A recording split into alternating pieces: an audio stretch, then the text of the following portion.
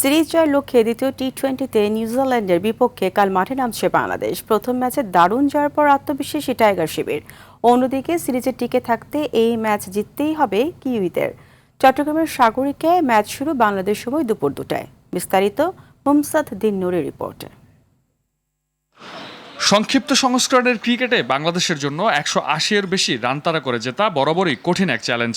নিজেদের টি-20 ইতিহাসে এখন পর্যন্ত মাত্র 3বার এমন কীর্তি করেছে লাল সবুজের জার্সিধারীরা। এর মধ্যে একটি ছিল চট্টগ্রামে নিউজিল্যান্ডের বিপক্ষে প্রথম টি-20তে। মিডল অর্ডার ত্রয়ী শামীম, ইমন ও হৃদয়ের দায়িত্বশীল ব্যাটিংয়ে দাপুটে জয় পাওয়ায় দ্বিতীয় ম্যাচের আগে স্বস্তিতে রয়েছে টাইগারদের ব্যাটিং লাইন আপ। পাশাপাশি বল হাতে পার্থক্য করে দিতে স্পিনার রিশাদ হোসেনের পারফরমেন্সের দিকেও থাকবে বাড়তি নজর।